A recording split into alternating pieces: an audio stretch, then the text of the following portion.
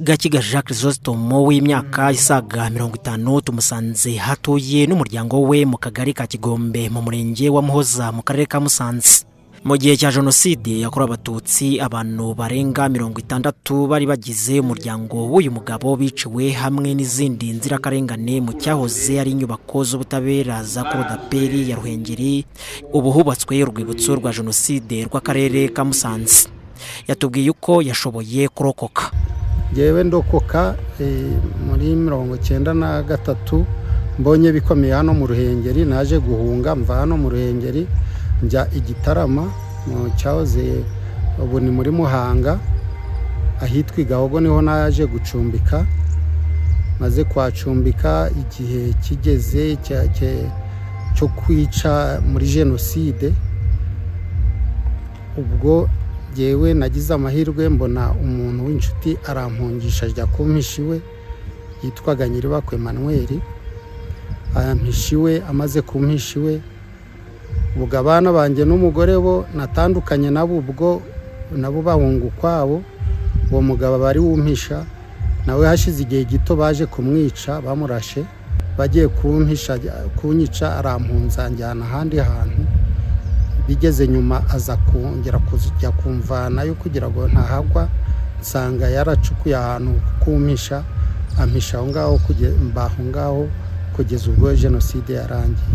Nyuma y'imyaka mike jenoside yakorewe abatutsi ihagaritswe, uyu Gakiga Jacques Zostomo mu mwaka w'1996 yabaye konseye wa segiteri ya Muhoza mu bihe bitari byoroshye mu ntambara z'abacengezi.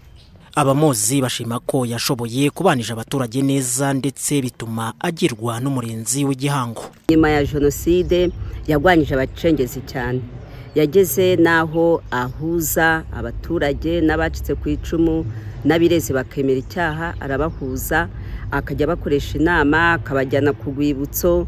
Ibyo byose ko ari ugukorera igihugu, bwari ubwitange, yari umukorerabushake, yagiraga ngo agarure ubumwe bw'Abanyarwanda. Benshi kubera uko yabayoboraga wasangaga abacengezi bari kwibanda mu bayobozi be, ariko Gakiga akagenda babungabunga. Muri iki gihe hibukwa ku nshuro 29 jenoside yakorewe abatutsi. Bamwe mu barokotse bo mu karere ka Musanze bavuga ko hari aho bageze mu rugendo rwo kwiyubaka. Aho twari turi si uyu munsi turi, tumaze kwiteza imbere, tumaze kuba nk'abandi Banyarwanda bose. Ibyo vango twarasahuwe, twariciwe, twagize gute, ubu tumaze kwiyubaka. Perezida wa Ibuka mu karere ka Musanze Twizere Rusisiro Festus hasaba uruhare rwa buri wese mu kurwanya ingengabitekerezo ya jenoside. Ingengabitekerezo rero ni ikintu gisaba ko Abanyarwanda bose, abayobozi ndetse namwe abanyamakuru mudufashamo. Itangazamakuru cyane cyane urubyiruko ndetse n'abayobozi bikigishwa. Twe twayivuganyeho n'akarere ko muri iki gihe cy'iminsi 100 buri gihe yenda mu nteko hajya hatangwamo ikiganiro kijyanye n'ubumwe n'ubwiyunge. Rero abavandimwe, abaturanyi babahaye hafi bakabasura nk'ibisanzwe, byaba ngombwa bakaba banakorana n'ibindi bikorwa bibyara inyungu, ariko babari hafi. Ibyo bintu rwose bibasaba kwiyubaka vuba kandi bikabatuma bava mu bwigunge. Ubuyobozi bw'Intara y'Amajyaruguru burasaba abaturage cyane cyane urubyiruko gufata iya mbere mu kurinda ibyagezweho no kubyongera mu bwinshi no mu bwiza, kuvuguruza abahakana n'abapfobya jenoside yakorewe abatutsi ndetse no kuba hafi abarokotse jenoside muri iminsi 100 yo kwibuka ku nshuro ya 29 jenoside yakorewe abatutsi.